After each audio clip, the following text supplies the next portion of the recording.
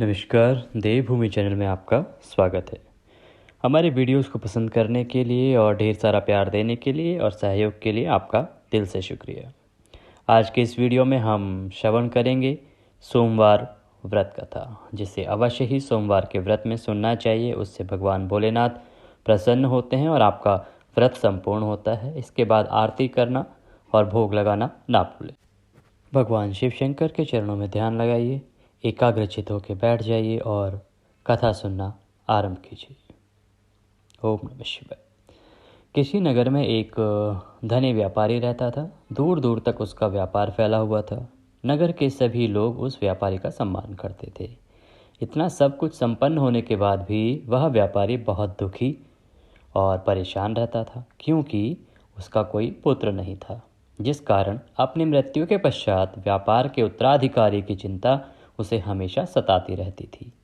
पुत्र प्राप्ति की इच्छा से व्यापारी प्रत्येक सोमवार भगवान शिव की पूजा व्रत किया करता था और शाम के समय शिव मंदिर जाकर शिव जी के सामने घी का दीपक जलाया करता था। उसकी भक्ति देखकर माँ पार्वती प्रसन्न हो गई और भगवान शिव से उस व्यापारी की मनोकामना पूर्ण करने का निवेदन किया। भगवान शिव बोले, इस संसार में सबको उसके कर्म के अनुसार फल की प्राप्ति होती है। जो प्राणी जैसा कर्म करते हैं उन्हें वैसा ही फल प्राप्त होता है। शिव जी द्वारा समझाए जाने के बावजूद माँ पार्वती नहीं मानी और उस व्यापारी की मनोकामना पूरी करने हेतु वे शिव जी से बार बार अनुरोध करती रही। अंततः माता के आग्रह को देखकर भगवान भोलेनाथ को उस व्यापारी को पुत्र प्राप्ति का वरदान देना पड़ा। वरदान देने के पश्चात भोलेनाथ माँ पार्वती से बोले, आपके आग्रह पर मैंने पुत्र प्राप्ति का वरदान तो दे दिया, परंतु इसकी आयु सिर्फ 16 वर्ष तक ही रहेगी। उससे अधिक समय तक यह जीवित नहीं रहेगा। उसी रात भगवान शिव उस व्यापारी के स्वप्न में आए और उसे पुत्र प्राप्ति का वरदान दिया और उसके पुत्र के 16 वर्ष तक जीवित रहने की बात भी बताई। भगवान के वरदान से व्यापारी को खुशी तो हुई, लेकिन पुत्र की अल्पायु की चिंता ने उस खुशी को नष्ट कर दिया। व्यापारी पहले की तरह सोमवार के दिन भगवान शिव का विधिवत व्रत करता रहा। कुछ महीनों के बाद उसके घर एक अति सुंदर बालक ने जन्म लिया और घर में खुशियां ही खुशियां भर गई। बहुत धूमधाम से पुत्र जन्म का समारोह मनाया गया, परंतु व्यापारी को पुत्र जन्म की अधिक खुशी नहीं हुई, क्योंकि उसे पुत्र की अल्पायु के रहस्य का पहले से पता था। जब पुत्र 12 वर्ष का हुआ तो व्यापारी ने उसे उसके मामा के साथ पढ़ने के लिए वाराणसी भेज दिया। लड़का अपने मामा के साथ शिक्षा प्राप्ति हेतु चला गया। रास्ते में जहाँ भी मामा भांजे विश्राम हेतु रुकते, वहीं यज्ञ करते और ब्राह्मणों को भोजन कराते। लंबी यात्रा के बाद मामा भांजे एक नगर में पहुँचे। उस नगर के राजा की कन्या का विवाह था, जिस कारण पूरे नगर को सजाया गया था। निश्चय समय पर बारात आई, लेकिन वह वर का पिता अपने बेटे के एक आंख से काणे होने के कारण बहुत चिंतित था। उसे भय था कि इस बात का पता चलने पर कहीं राजा विवाह से इनकार ना कर दे, इससे उसकी बदनामी भी होगी।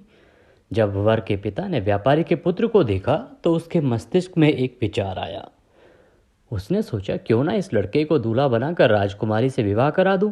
विवाह के बाद इसको धन देकर विदा कर दूंगा और राजकुमारी को अपने घर नगर पे ले जाऊंगा। वर के पिता ने लड़के के मामा से इस संबंध में बात की। मामा ने धन मिलने के लालच में वर के पिता की बात स्वीकार कर ली।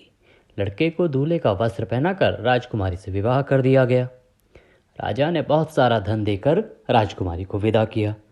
शादी के बाद जब लड़का राजकुमारी के साथ लौट रहा था तो वह सच नहीं छिपा पाया और उसने राजकुमारी की ओढ़नी पर लिख दिया, तुम्हारा विवाह मेरे साथ हुआ था। मैं तो वाराणसी पढ़ने के लिए जा रहा हूँ और जब तुम्हें जिस नवयुवक की पत्नी बनना पड़ेगा वह कान्हा है। जब राजकुमारी ने अपनी ओढ़नी पर लिखा पढ़ा तो उसने काने लड़के के साथ जाने से इनकार कर दिया।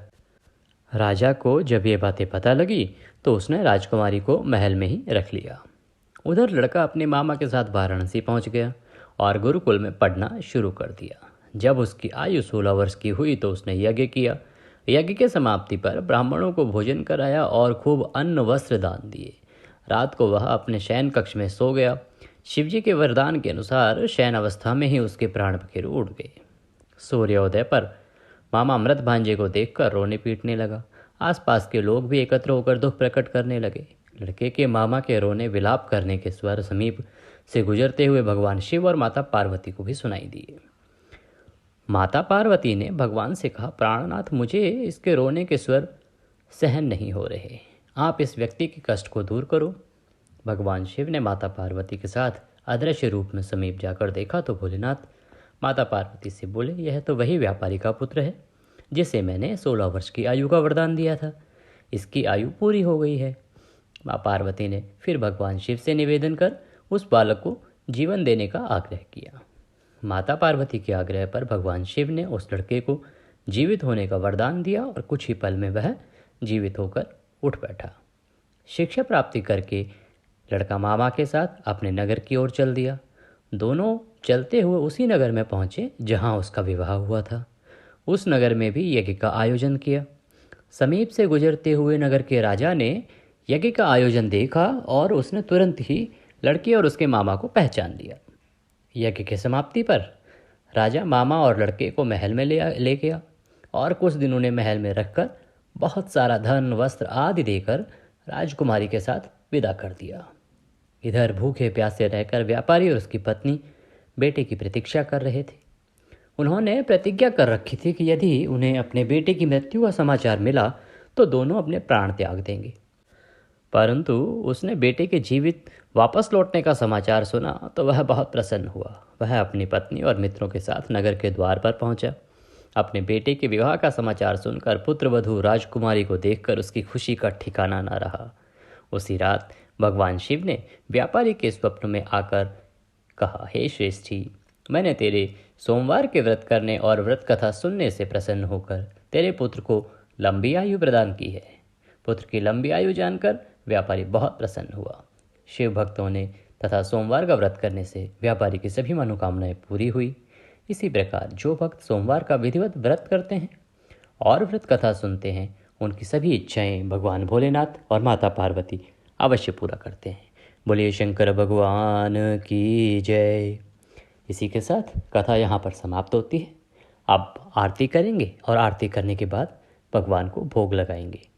इस वीडियो में अभी के लिए इतना ही। अगले वीडियो में फिर होगी आपसे मुलाकात।